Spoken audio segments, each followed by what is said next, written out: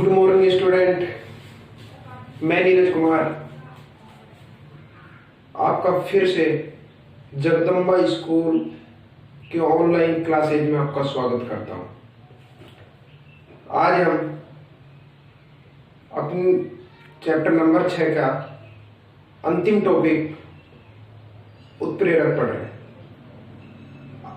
ये वीडियो को अंत तक जरूर देखिए और समझते हुए चलिए, क्योंकि ये अपना जो चैप्टर का टॉपिक है, ऐसी कोई ईयर का एग्जाम नहीं होगा। बोर्ड एग्जाम आपका 2016, 2017, 2018 और अब तक आप 2021 तक अब ये जो होगा इसमें भी देख लेना। इस चैप्टर से इस टॉपिक का सवाल हमेशा पूछा गया है, हमेशा आता है ये उत्प्रेरक का टॉपिक। तो मैं आपको बताऊंगा जो पूछा जाता है, कोई एग्जाम ओरिएंटेड बहुत महत्वपूर्ण टॉपिक, कृपया देखिए। सबसे पहले अपन इसमें मैं बताऊं, आपका यहाँ से उत्प्रेरक की सबसे पहली पूछी जाती है मेरे प्यारे दोस्तों परिभाषा। क्या पूछी जाती है दोस्तों? परिभाषा पूछी जाती है मेरे प्यारे दोस्तों। परिभाषा पूछ लेते हैं सबसे पहले, फिर पूछते हैं इससे गुण पूछ लेते हैं, इसको आप विशेषता भी बोल सकते हो दोस्तों। फिर अपन पूछ लेते हैं इससे प्रकार भी पूछ लेते हैं इसमें, और प्रकार में भी अंतर से ज्यादा पूछते हैं भाई, इसमें से पूछ लिया जाता है। तो मैं आपको इसलिए बता रहा हूँ कि आपको पता चले कि अपन क्या पढ़ने जा रहे हैं। ये तीनों चीज आपके एक ही क्लास में हम पढ़ेंगे, ठीक है? आप ढंग से पढ़िए, समझ में नहीं आता है तो आप कमेंट में जरूर लिखें, क्योंकि मैं आपकी रिप्लाई दे सकूं, आपकी प्रॉब्लम सॉल्व करवा सकूं। तो उत्प्रेरक, परिभाषा, गुण, विशेषता, प्रकार, अंतर। वीडियो को लाइक सब्सक्राइब जरूर कर लीजिए, क्योंकि ये लास्ट टॉपिक है। आप समझ गए होंगे वीडियो को, क्लास को चलते कई दिन हो गए। आप पिछली वीडियो भी आप देख सकते हो पूरी चैप्टर की। वो चैप्टर नंबर 6 आपका हो जाएगा आज। तो देखिए, उत्प्रेरक के बारे में सबसे पहले पढ़ेंगे परिभाषा। क्या पढ़ेंगे दोस्तों? परिभाषा पढ़ेंगे। परिभाषा में तो देखो, मैं आपको बताऊं उत्प्रेरक क्या होते हैं। सबसे पहले मेरा जो पढ़ाने का तरीका वो सबसे अलग है दोस्तों, आप ढंग से पढ़िए। देखो, आपको क्लास में समझ में नहीं आया होगा, लेकिन यहाँ समझ में आ जाएगा। उत्प्रेरक दोस्तों, ये जो चैप्टर हम पढ़ रहे हैं वो रासायनिक अभिक्रिया का ही पढ़ रहे हैं। क्या पढ़ रहे हैं दोस्तों? हम जो पूरा चैप्टर पढ़ रहे हैं वो रासायनिक अभिक्रिया का ही पढ़ रहे हैं, ठीक है? तो जो हम चैप्टर पढ़ रहे हैं वो हमेशा सारा रासायनिक अभिक्रिया का पढ़ रहे हैं दोस्तों। तो उत्प्रेरक जो है ना, ये रासायनिक अभिक्रिया के ही काम आएगा। क्या काम आएगा? रासायनिक अभिक्रिया के। तो उत्प्रेरक जो है ना दोस्तों, ये एक रासायनिक पदार्थ होते हैं दोस्तों। क्या होते हैं दोस्तों? रासायनिक पदार्थ होते हैं। ये बात क्लियर? उत्प्रेरक जो होते हैं दोस्तों रासायनिक पदार्थ होते हैं, और जो ये उत्प्रेरक जो रासायनिक पदार्थ होते हैं, ये क्या काम करते हैं? रासायनिक अभिक्रिया का, या अभिक्रिया के वेग को क्या करते हैं? परिवर्तित करते हैं। क्या करते हैं दोस्तों? अभिक्रिया के वेग को परिवर्तित करते हैं।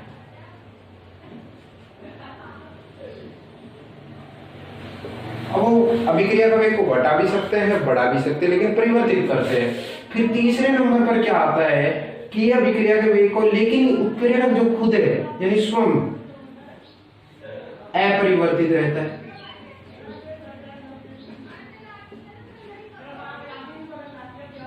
समझ में कुछ?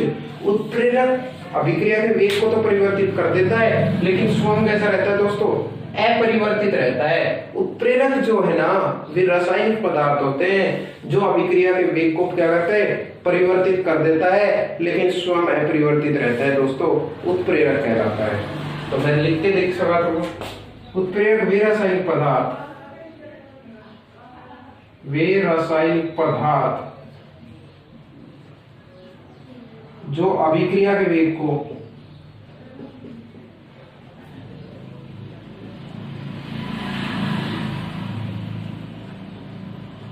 परिवर्तित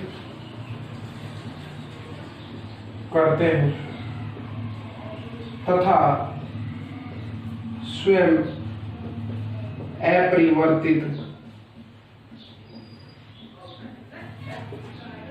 रहते हैं, उत्प्रेरक कहलाता है।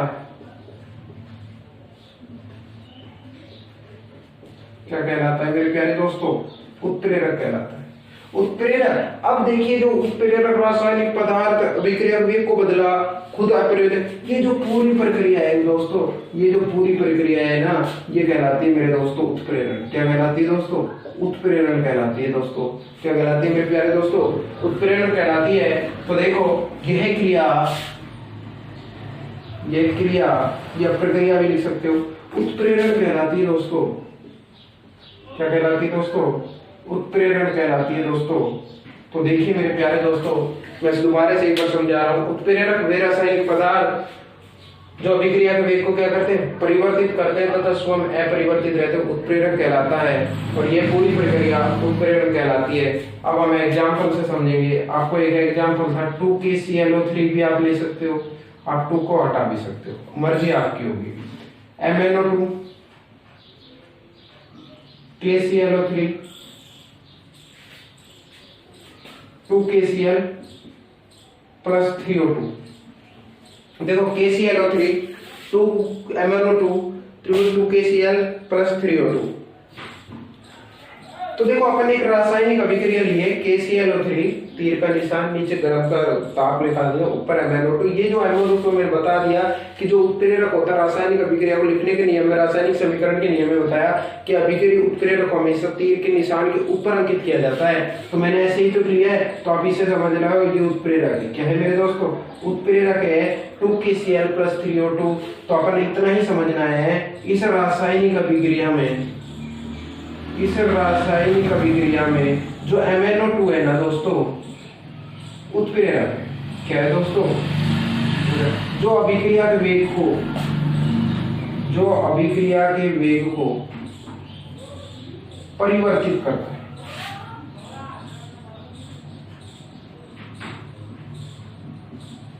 समझ रहे हो? KClO3 तीर का निशान MnO2, जो MnO2 है ना, ये उत्प्रेरक है जो अभिक्रिया के वेग को क्या करता है? परिवर्तित करता है। मैंने ये समझा दिया, आपके अच्छा समझ में आ गया होगा। एक बार आप स्क्रीनशॉट ले लीजिए।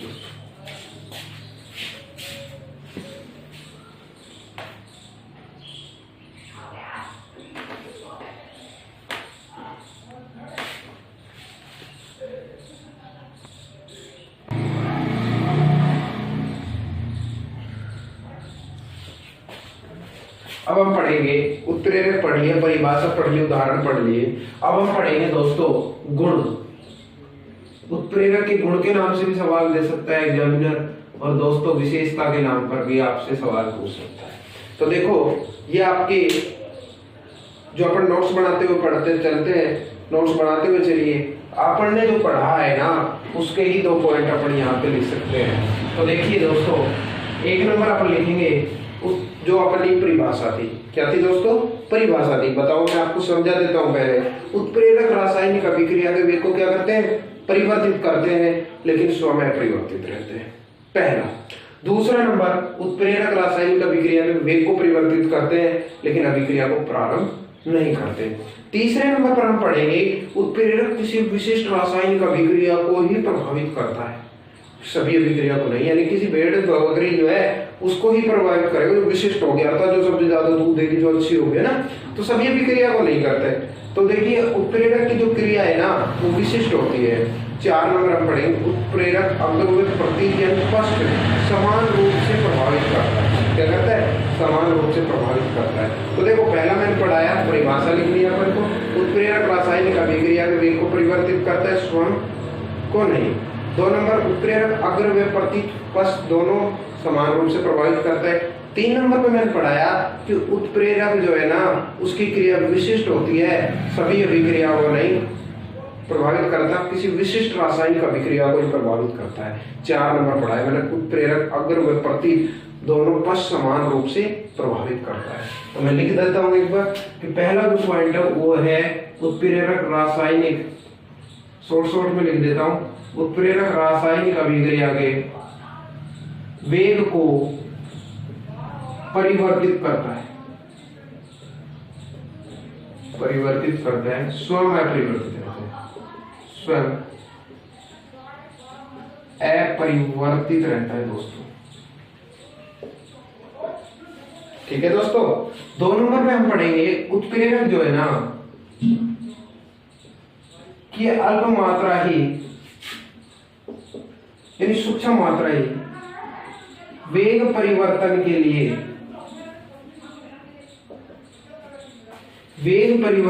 लिए पर्याप्त होती है दोस्तों।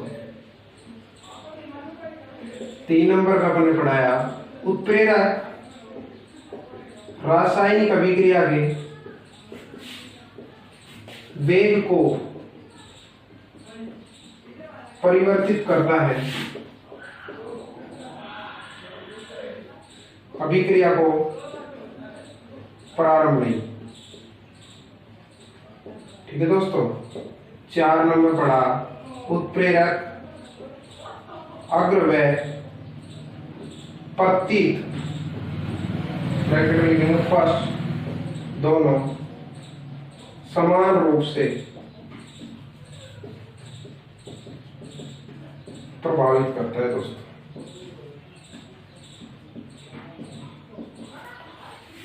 उत्प्रेरक के गुण पढ़ रहे हैं। उत्प्रेरक रासायनिक अभिक्रिया के वेग को परिवर्तित करता है, स्वयं को अपरिवर्तित रहता है। 2 नंबर पे पढ़ा उत्प्रेरक की अल्प मात्रा में परिवर्तन के लिए पर्याप्त होती है। उत्प्रेरक रासायनिक अभिक्रिया के वेग को परिवर्तित करता है, अभिक्रिया को प्रारंभ नहीं करता।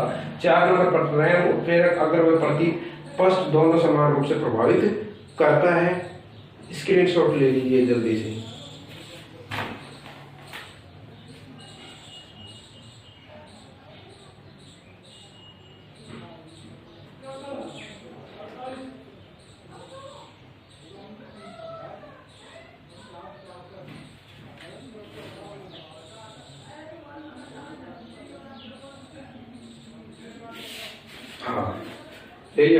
अब हम पढ़ेंगे उत्प्रेरक का वर्गीकरण या उत्प्रेरक के प्रकार दोस्तों।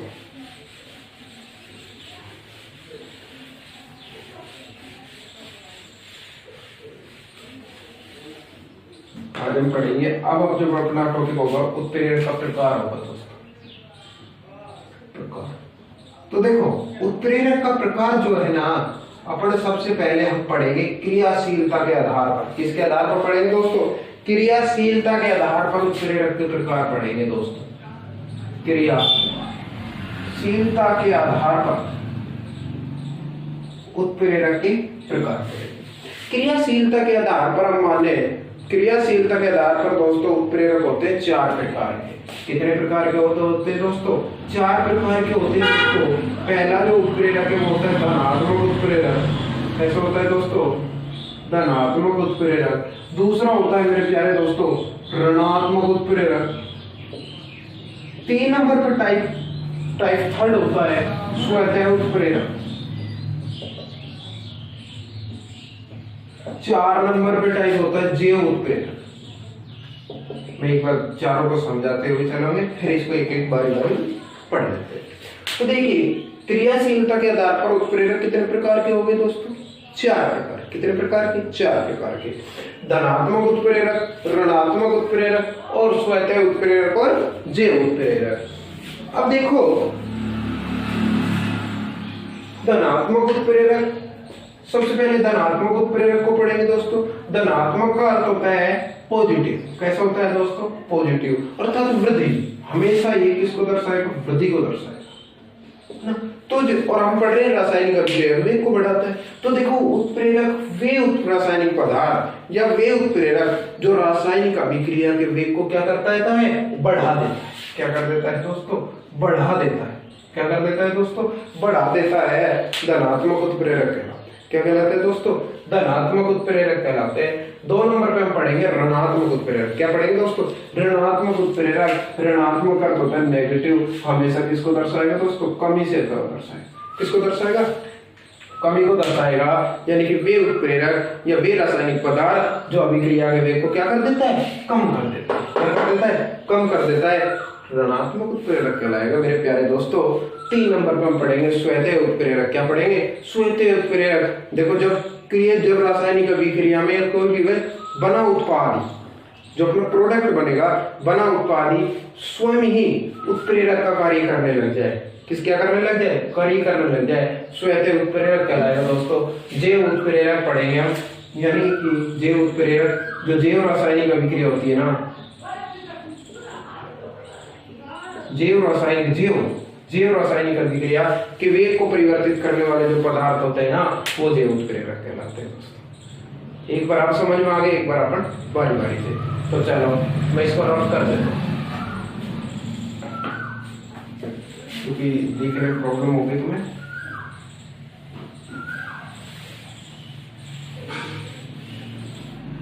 तो देखो प्यारे दोस्तों, अपन पहले पढ़ेंगे अब धनात्मक और ऋणात्मक उत्प्रेरक में अंतर पूछता है, तो मैं उसी प्रकार से पढ़ाऊंगा। धनात्मक उत्प्रेरक, और इधर लिख लेता हूं मेरे प्यारे दोस्तों ऋणात्मक उत्प्रेरक। अंतर करने के लिए मैं फिर बता रहा हूं आपको, एग्जाम में अच्छी चीज नंबर प्राप्त करने के लिए आपको छोटी छोटी चीजों को ध्यान रखना पड़ेगा, जो मैं आपको बताते हुए चल रहा हूं हर क्लास में। सबसे पहले अंतर करने के लिए आपको सारणी बनानी आवश्यक। एक कॉलम में एक कॉलम, दूसरा दो में डिफरेंस पूछता है एग्जामिनर। उदाहरण भी जरूर है और पॉइंट टू पॉइंट क्रम से लिखते हुए चलना। तो देखो धनात्मक उत्प्रेरक और ऋणात्मक उत्प्रेरक मैंने अभी परिभाषा समझा दी गई है। तो देखो धनात्मक उत्प्रेरक, देखिए मेरे प्यारे दोस्त, धनात्मक का अर्थ होता है धन। धन मतलब प्लस। आपको ये पता होना चाहिए कि उत्प्रेरक क्या होता है, उसके बाद ही प्रकार पढ़ना। उत्प्रेरक वे रासायनिक पदार्थ जो अभिक्रिया के वेग को क्या करते हैं, परिवर्तित करते हैं। अभी हमें ये नहीं पता बढ़ा भी रहे हैं, कुछ घटा भी रहे हैं। तो ये जो दोनों है ना, ये धनात्मक तो बढ़ाता है और ऋणात्मक घटाता है। तो आपको याद कैसे करना, धनात्मक धन, धन माने प्लस, प्लस यानी कि वृद्धि और वृद्धि। तो देखिए आप, मैं बताऊं, +2 + 2 करो 4 हो जाएगा, +3 + 3 करो 4 अच्छा है। क्या +3 माइनस में +3 0 होगा? नहीं हो सकता। 5 होता नहीं होता, क्योंकि हमेशा वृद्धि होगी। 3 3 6 जोड़ो 6 ही होगा। और आप तो इसी प्रकार धन वृद्धि यानी कि वे रासायनिक पदार्थ जो अभिक्रिया के वेग को क्या कर देते हैं, बढ़ा देते हैं। जो अभिक्रिया के वेग उत्प्रेरक, जो रासायनिक अभिक्रिया के वेग उत्प्रेरक, जो रासायनिक अभिक्रिया के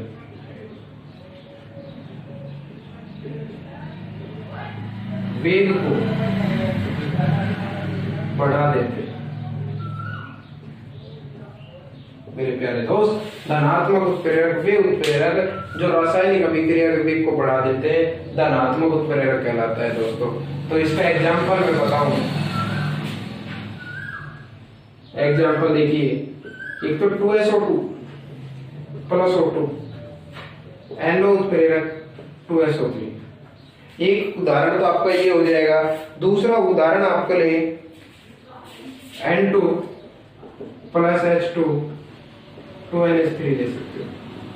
इसमें आपको Fe, तो जो NO है ना और जो Fe है, जो NO है और ये Fe है ना, ये दोनों ही कौन से उत्प्रेरक है दोस्त, धनात्मक उत्प्रेरक।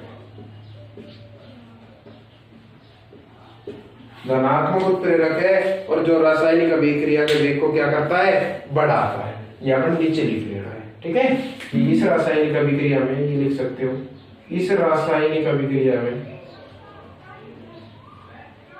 FeNO धनात्मक उत्प्रेरक है। जो रासायनिक अभिक्रिया के वेग को बढ़ा देता है। दोबारा से देख लो एग्जाम में। अब इसमें से भी एग्जामिनर किस प्रकार से सवाल पूछेगा। यदि मेरा जैसा एग्जामिनर होगा ना दोस्त, तो ऐसे नहीं पूछेगा। मेरा जैसा एग्जामिनर होगा ना, तो सबसे कठिन चीज पूछता है। मेरे पढ़ाए हुए विद्यार्थियों से पूछ लेना ये बात कि मैं कैसे पढ़ाता हूँ और कैसे एग्जाम में बताता हूँ। 80 में से आधे नंबर आते हैं, यानी कि 80 में से 40-50 नंबर लाने खड़े हो जाते हैं। और वो बच्चा एग्जाम में, बोर्ड एग्जाम में 80 में से 80 ले आता है, क्योंकि मैं उनको टाइट लेके चलता हूँ। और एग्जामिनर कहाँ से भी सवाल दे, बच्चे कर पाते हैं। तो इसलिए मैं आपसे भी सलाह देता हूँ, आप छोटी छोटी एनसीईआरटी की छोटी छोटी पॉइंट आपके टीचर के बताए हुए पॉइंट के अनुसार चलिए। तो देखिए धनात्मक उत्प्रेरक क्या होता है, मैंने बता दिया। धन प्लस वृद्धि यानी कि वे उत्प्रेरक जो रासायनिक अभिक्रिया के वेग को क्या करते हैं मेरे दोस्त, बढ़ा देते हैं, धनात्मक उत्प्रेरक कहलाता है। उसके बाद में आपको अंतर पढ़ा, उदाहरण पढ़ना है 2SO2 plus oxygen sulphur dioxide की क्रिया ऑक्सीजन के साथ करानी है और NO उत्प्रेरक का काम धनात्मक उत्प्रेरक NO है 2SO3 ले लेना है। N2 प्लस H2, अब आपको ये भी Fe2NH3 इस रासायनिक अभिक्रिया में Fe में NO धनात्मक उत्प्रेरक है जो रासायनिक अभिक्रिया के वेग को बढ़ा देता है। आपको ये भी याद होना चाहिए कि धनात्मक उत्प्रेरक कौन सा है। अब इसकी जगह आप ऋणात्मक उत्प्रेरक लिखा होगा तो बेटा कुबद हो जाएगी। क्या हो जाएगी दोस्त? कुबद हो जाएगी। तो देखिए मेरे प्यारे दोस्तों, आप सवाल एग्जाम में देते 1 नंबर में किन्हीं 2 धनात्मक उत्प्रेरक के नाम लिखिए। कैसे 2 उत्प्रेरक बताइए जो धनात्मक है, तो आपको याद आ जाएगा कि आपने पढ़ा है Fe में NO, Fe में NO। और जो क्या काम करता है वे अभिक्रिया के वेग को क्या करता है दोस्त? बढ़ाता है। क्या काम करता है दोस्त? अभिक्रिया की क्रिया को बढ़ाता है। तो देखो अब हम पढ़ेंगे ऋणात्मक उत्प्रेरक। क्या पढ़ेंगे दोस्त? ऋणात्मक उत्प्रेरक। ऋणात्मक उत्प्रेरक में देखिए ऋण माइनस, ऋणात्मक का माइनस निशान, हमेशा 2 माइनस 2 करिए दोस्त 0। 4 में 3 घटाओ, क्या 7 हुआ है? नहीं, 1 ही होगा। क्यों? 4 से हो गया, यानी कि कमी होती है। क्या होती है दोस्त? कमी होती है। आप समझना है। तो उत्प्रेरक इससे विपरीत हो जाएगा। वे उत्प्रेरक जो रासायनिक अभिक्रिया के वेग को क्या कर देते हैं? कम कर देते हैं। वे उत्प्रेरक जो रासायनिक अभिक्रिया के वेग को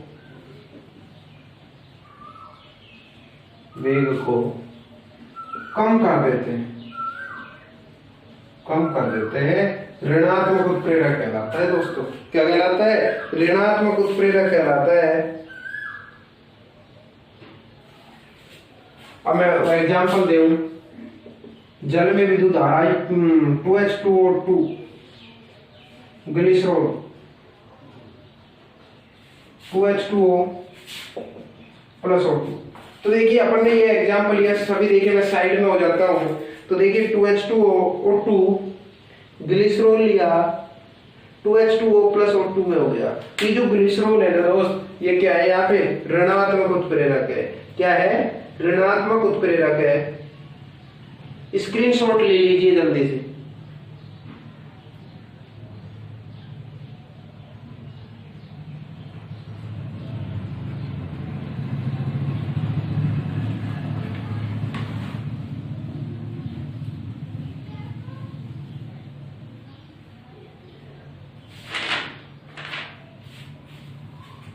चलो अब हम पढ़ेंगे स्वेतेय उत्प्रेरक। क्या पढ़ेंगे दोस्त?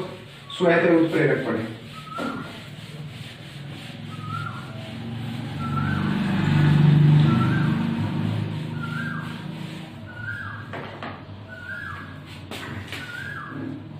देखो भाई,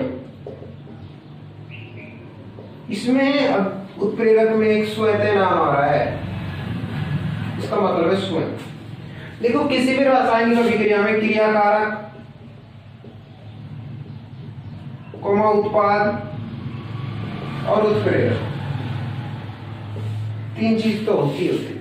तापमान बढ़ जाता है जब अस्वेत उत्प्रेरक, जब रासायनिक अभिक्रिया में ऐसा उत्प्रेरक जब रासायनिक अभिक्रिया में बना उत्पाद, क्या बना उत्पाद ही स्वयं उत्प्रेरक का कार्य कर जाता है, यानी जो बना उत्पाद है ना वही उत्प्रेरक का कार्य करने लग जाता है। ऐसा उत्प्रेरक दोस्तों स्वेतेय उत्प्रेरक कहलाएगा। जब किसी रासायनिक अभिक्रिया में बना उत्पाद स्वतः ही या स्वयं ही उत्प्रेरक का कार्य करने लग जाता है, स्वेतेय उत्प्रेरक कहलाएगा। कैसा कहलाएगा? स्वेतेय उत्प्रेरक कहलाएगा। एग्जाम्पल देखिए दोस्त, CH3 COOH C2H5 plus H2O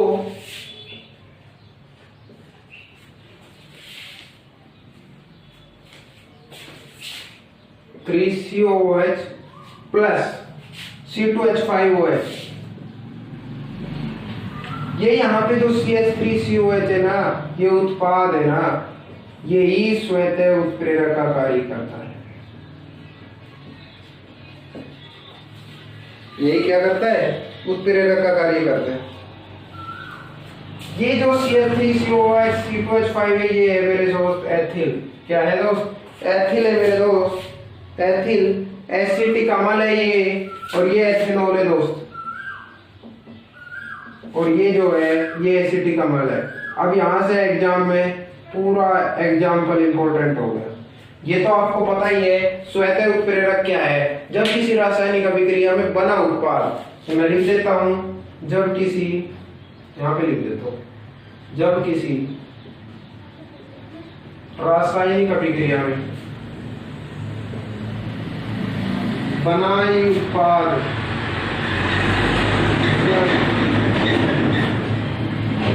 उत्प्रेरक का कार्य करता है,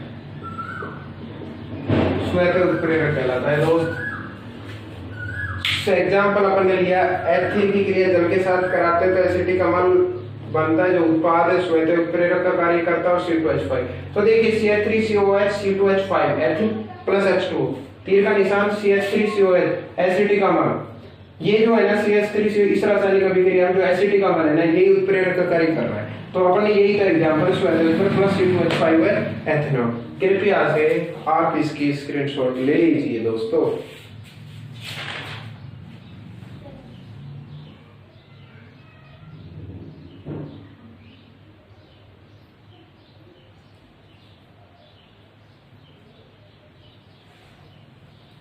अब हम पढ़ेंगे दोस्त, ले लिया होगा, जैव उत्प्रेरक। क्या पढ़ेंगे दोस्तों, जैव उत्प्रेरक पढ़ेंगे।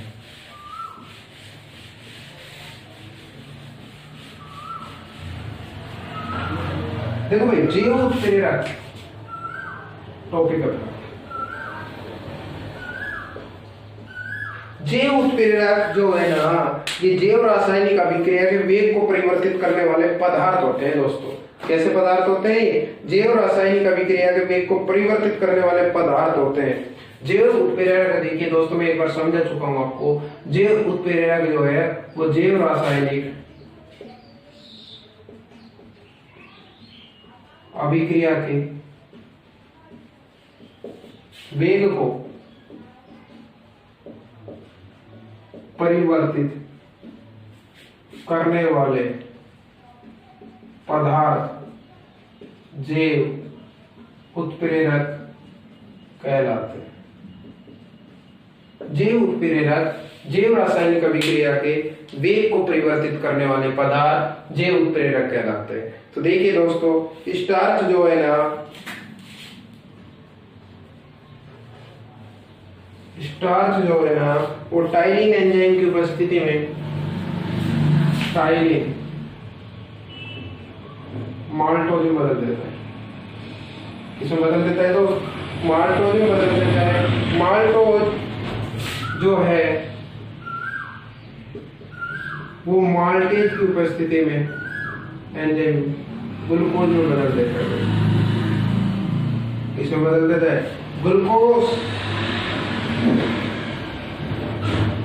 ग्लूकोज जो है ना, ये जाइमेज की उपस्थिति में अल्कोहल में बदल जाता है दोस्त। किसमें बदल जाता है दोस्त? अल्कोहल में बदल जाता है दोस्त। तो देखिए, जैव उत्प्रेरक पढ़ा आपने 4 नंबर का, जैव रासायनिक अभिक्रिया के वेग को परिवर्तित करने वाले पदार्थ जैव उत्प्रेरक कहलाते हैं। Starch, ptyalin, maltase, maltose. Maltose maltase enzyme से ग्लूकोज में बदलता है और ग्लूकोज जाइमेज एंजाइम की उपस्थिति में अल्कोहल में बदल जाता है। ये इसका क्या हो गया? उदाहरण हो गया। तो कृपया आप इसकी स्क्रीनशॉट ले लीजिए, जल्दी सी ले लिया होगा। अब हम पढ़ेंगे, देखिए मैंने बताया क्रियाशीलता के आधार पर उत्प्रेरक रिवाइज कर लेते हैं। पहले मैंने पढ़ाया उत्प्रेरक। उत्प्रेरक वे रासायनिक पदार्थ जो अभिक्रिया के वेग को क्या करते हैं? परिवर्तित करते हैं, लेकिन स्वयं परिवर्तित रहते हैं, उत्प्रेरक कहलाते हैं। यही प्रक्रिया उत्प्रेरक कहलाती है। एक रिएक्शन ली थी KCl3 की, तीर का निशान MnO2, ये जो 2KCl प्लस 3O2 जो MnO2 है, इस रासायनिक अभिक्रिया में यही तो श्वेत उत्प्रेरक, यही उत्प्रेरक का कार्य कर रहा है, जो अभिक्रिया के वेग को बदल देता है। उत्प्रेरक के गुण विशेषता इसमें से लिख देना है, ठीक है।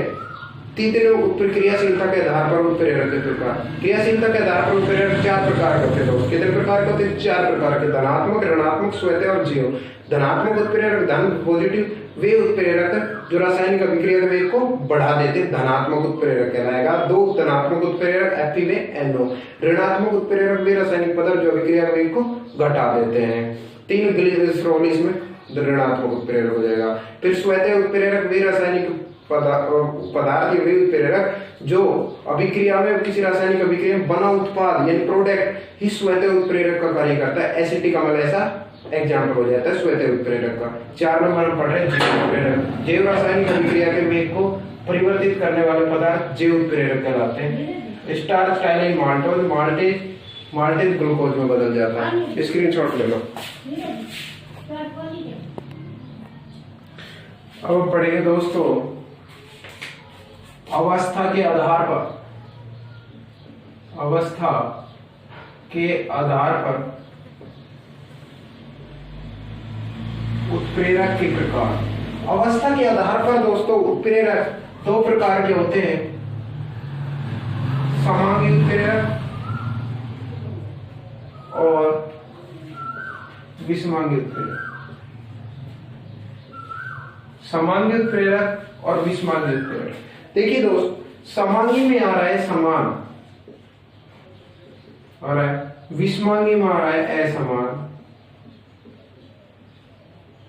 भिन्न भिन्न।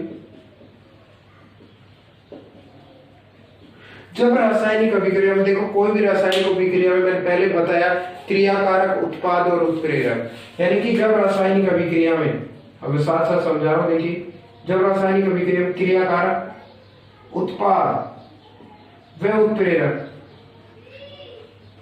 तीनों एक ही अवस्था में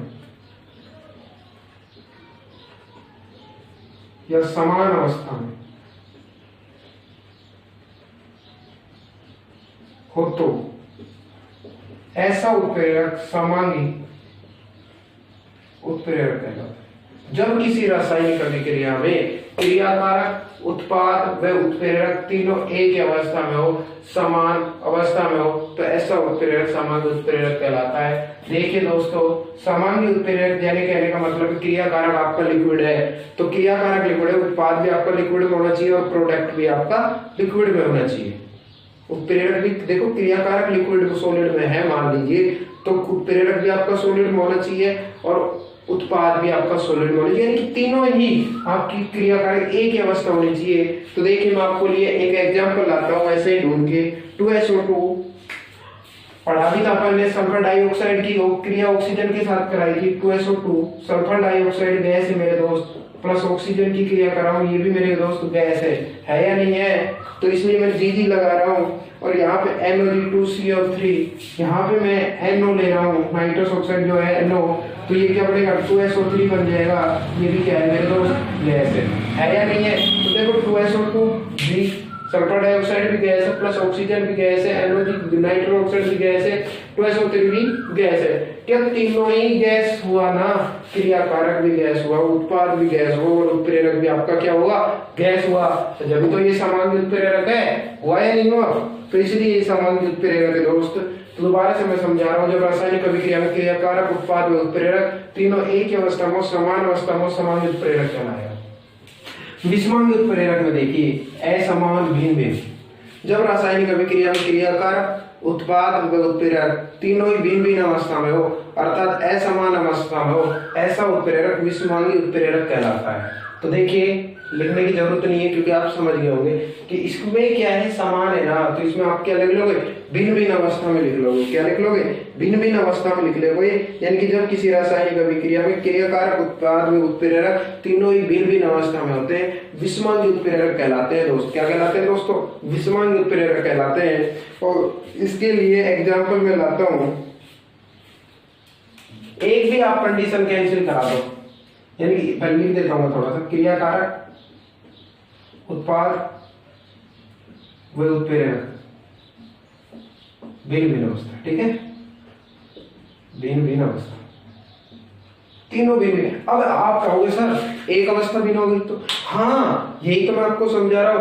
आपने क्रियाकारक और उत्पाद दोनों गैस ले लिया और उत्प्रेरक आपने सॉलिड ले लिया, तो भी विषमांगी होगी, एक कंडीशन चेंज होगी। यही एग्जांपल मैं आपको समझाऊंगा। तो खुश दूसरे नंबर पर आप क्रियाकारक उत्पाद और कमेंट कीजिए कि आपको एग्जांपल ये सवाल जो है आपको समझ में आया। लिखिए जल्दी कमेंट में, रिप्लाई करूंगा अगर होगा ना।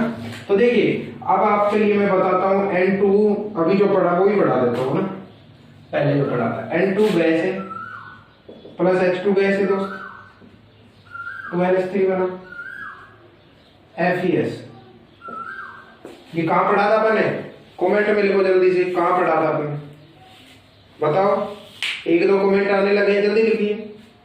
हाँ, N2 gas plus H2 gas FeS 12H3, ये कहां पढ़ा था अपन ने? धनात्मक उत्प्रेरण में पढ़ा था। कहां पढ़ा था? धनात्मक उत्प्रेरण में पढ़ा था। अब देखिए मेरे दोस्त, क्रियाकारक गैस अवस्था, उत्प्रेरक गैस अवस्था, उत्प्रेरक सॉलिड अवस्था हो गया। उत्प्रेरक कौन सी अवस्था? क्या ये भिन्न अवस्था हुई ना? यही तो मैं आपको समझा रहा हूँ। तो ये एक एग्जाम्पल हो गया। दूसरा आपका जो सरलतम उदाहरण आप समझ सकते हो मेरे दोस्त, सरलतम उदाहरण आप समझ सकते हो, वनस्पति तेल वाला समझा देता हूँ आपको। दूसरा उदाहरण है विषमांगी का है। वनस्पति तेल कैसा है मेरे दोस्त? लिक्विड है या नहीं? ये जो हाइड्रोजन गैस है मेरे दोस्त, हाइड्रोजन गैस, इसको वनस्पति घी बनाऊंगा। क्या बनाऊंगा? वनस्पति तेल का। तो वनस्पति तेल का घी बनाते हैं तो हाइड्रोजनीकरण क्रिया कराई जाती है, जो आप बड़ी क्लासों का जो पढ़ोगे, बैचलर ऑफ साइंस में या बीएससी में आप पढ़ोगे। वनस्पति तेल का घी बनाएंगे तो वनस्पति तेलों का हाइड्रोजनीकरण कराया जाता है, अर्थात उसमें से हाइड्रोजन गैस प्रोवाइड की जाती है। वनस्पति तेल लिक्विड प्लस H2 गैस, यानी कि ये जो है वो निकिल Ni से दर्शाते हैं, ये सॉलिड हो गया, प्लस वनस्पति घी बन जाएगा। क्या बन जाएगा? वनस्पति घी, जो भी क्या है मेरे दोस्त? लिक्विड है। क्या है? लिक्विड है। तो देखो मैं यही आपको समझा रहा हूं, वनस्पति तेल liquid plus H2 hydrogen gas, nickel solid plus वनस्पति घी लिक्विड। तो देखिए मैं आपको समझा रहा हूं दोबारा से।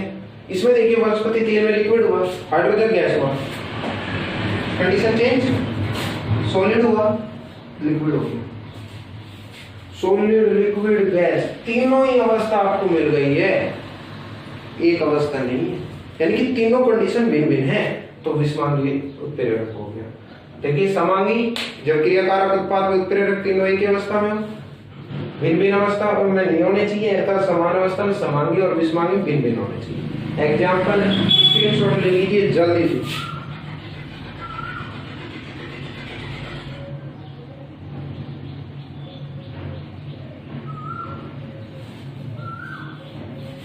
अब हम एक अलग से टॉपिक मान लीजिए, ले लिए स्क्रीनशॉट, जल्दी लीजिए।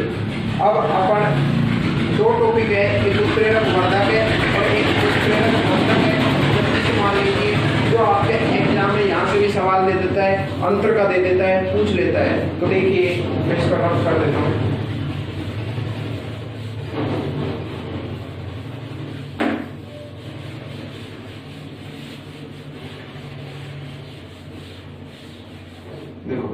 जल्दी से पढ़ लेते हैं इसको। क्या ना, देखो दो टॉपिक है, उत्प्रेरक वर्धक और उत्प्रेरक मंदक। ब्रैकेट में भी दोनों नाम से ही सवाल दे सकता है एग्जामिनर। तो देखिए ये वे पदार्थ जो उत्प्रेरक की क्रियाशीलता को बढ़ा देते हैं दोस्तों, वो उत्प्रेरक वर्धक होते हैं, और जो उत्प्रेरक की क्रियाशीलता को घटा देते हैं उत्प्रेरक मंदक होते हैं, विष कहलाते हैं। तो देखिए दोस्तों, उत्प्रेरक वर्धक को हम कैसे याद करें और उत्प्रेरक मंदक को हम एग्जाम से संबंधित कैसे याद करें। दोस्तों रटना नहीं है यहाँ पे। वर्धक का मतलब आप समझ लीजिए वृद्धि। क्या समझ लीजिए दोस्तों? वृद्धि समझ लीजिए। मंदिक का अर्थ समझ लीजिए मंदा, मंदा यानी धीमा, धीमा मतलब कम, कमी या कम। तो देखिए उत्प्रेरक वे पदार्थ, वर्धक वे पदार्थ जो उत्प्रेरक की क्रियाशीलता को क्या करते? बढ़ा देते हैं। क्या कर देते हैं? बढ़ा देते हैं। यानी कि वे पदार्थ जो उत्प्रेरक की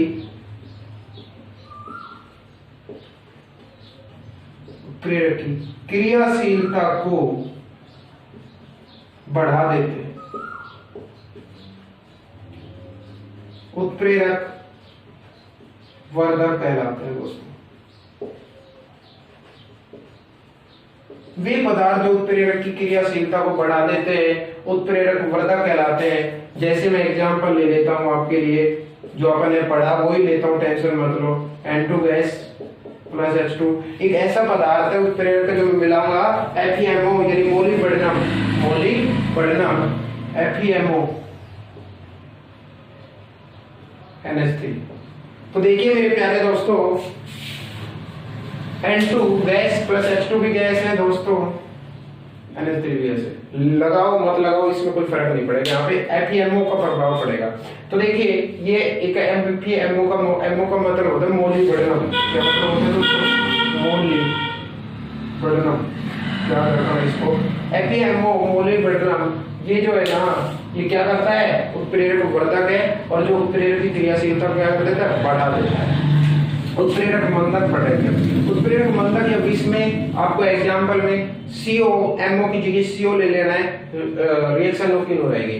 उत्प्रेरक मंदक विष क्या होगा? इससे अपोजिट होगा। वे पदार्थ जो उत्प्रेरक की क्रियाशीलता को घटा देते हैं।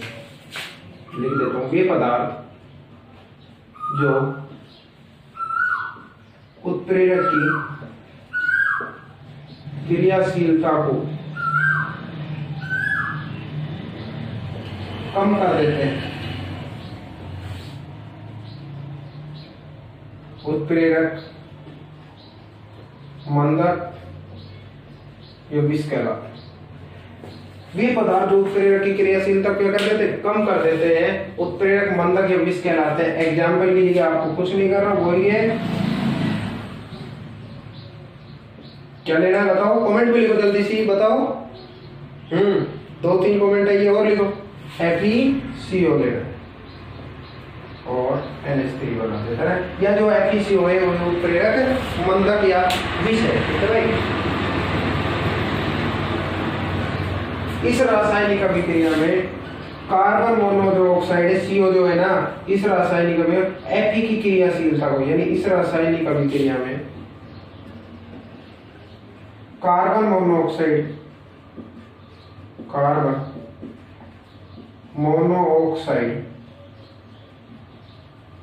Fe की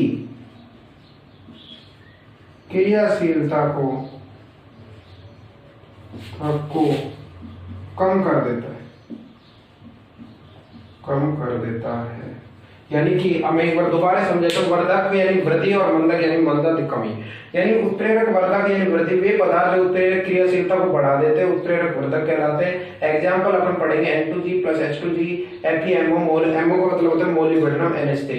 अब यदि उत्प्रेरक वर्धक को एक पदार्थ बताइए तो FeMO आप बता सकते हो। उत्प्रेरक मंदक यानी विष वे पदार्थ जो उत्प्रेरक की क्रियाशीलता को कम कर देते हैं, उत्प्रेरक मंदक या विष कहलाते हैं। आपको MO की जगह CO लेना है। N2G + H2G, FeCO, NH3। इस रासायनिक अभिक्रिया में कार्बन जो मोनोऑक्साइड CO कार्बन और Fe की क्रियाशीलता कम कर देता है। अब मैं एक सवाल बता देता हूँ कार्बन मोनोऑक्साइड का। देखिए आपसे यहाँ तो नहीं पूछेंगे, लेकिन कोई बाद में पूछ ले। कमरे के अंदर बंद अंगीठी के अंदर सवाल आएगा, ये प्रश्न को सुनिए।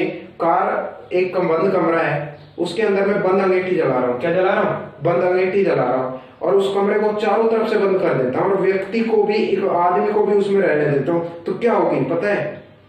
उस कमरे में कार्बन मोनोऑक्साइड गैस उत्पन्न होगी। कौन सी गैस उत्पन्न होगी दोस्तों? कार्बन मोनोऑक्साइड गैस उत्पन्न होगी, जो जहरीली गैस है। अर्थात वो उसको दम घोट देगी, और उसके दम घोटने के बाद व्यक्ति की असामयिक मृत्यु भी हो सकती है। ठीक है, तो सवाल में यही लिखना है, तो आपके जब ढंग से समझ में आ गया होगा। और मैं ये आशा है एक बार स्क्रीनशॉट ले लो जल्दी से, और नोट्स बनाते हुए चला करो। तो मैंने ऐसा आशा है कि आपको अच्छा समझ में आ रहा होगा। वीडियो को तुम लाइक नहीं कर रहे हो, सब्सक्राइब नहीं कर रहे हो, व्यू तो आ रहे हैं लेकिन सब्सक्राइब नहीं आ रहे दोस्तों। तो आप सब्सक्राइब जरूर कीजिए वीडियो को, है ना। और आपको कोई प्रॉब्लम आती है तो आप उसको कमेंट में लिखो, आपको तुरंत रिप्लाई मिलेगा, और नेक्स्ट वीडियो में उसका सॉल्यूशन भी मिलेगा। आप अपना नाम भी लिखिए, हम आपके नाम से आपकी कमेंट वीडियो में बोलेंगे। तो देखिए अपना जो टेलीग्राम चैनल है और इंस्टाग्राम देख लो। तो टेलीग्राम जो चैनल है वो है math and science by Neeraj Kumar. वहां पे क्वेश्चन डाले जाते हैं डेली एग्जाम से संबंधित, तो उसको भी आप ज्वाइन कर लीजिए। ठीक है, दूसरी बात आपको मैं बता देता हूं यहाँ पे कि 2-4 दिन बाद में साइंस तो आप पढ़ ही रहे हो, मैथ की क्लास भी आपकी रेगुलर चालू हो जाएगी। तो आप साइंस, आपको ये नहीं लेना है, कमेंट आती है बच्चों की, मेरे पास व्हाट्सएप भी करते, कॉल आती है कि सर एग्जाम कब होंगे। बच्चों आपको एग्जाम से कोई टेंशन नहीं है, क्योंकि कोरोना चल रहा है बहुत ज्यादा, ठीक है। आपको अपने घर पर रहना है, और घर पर रहते हुए आपको अपनी ऑनलाइन स्टडी जारी रखनी है, क्योंकि मैं पढ़ा रहा हूँ आपको, निःशुल्क कोचिंग है, कोई फ्री पैसे नहीं लग रहे हैं आपके। आप टेंशन, आपको अच्छा मौका मिला है, आपको तैयारी करने का मौका मिला, आप ये समझ के अपना वो रख लीजिए, ठीक है। और राज्य सरकार गाइडलाइन आप जारी पालन करें, अपने घर पर रहे, सुरक्षित रहे। दूसरी बात आपको मैं बताऊं कि आपको अपने घर पर रहकर बिल्कुल अच्छे से तैयारी करनी है, बढ़िया पढ़ना है, ठीक है। वीडियो को लाइक और सब्सक्राइब जरूर करना है। थैंक्स।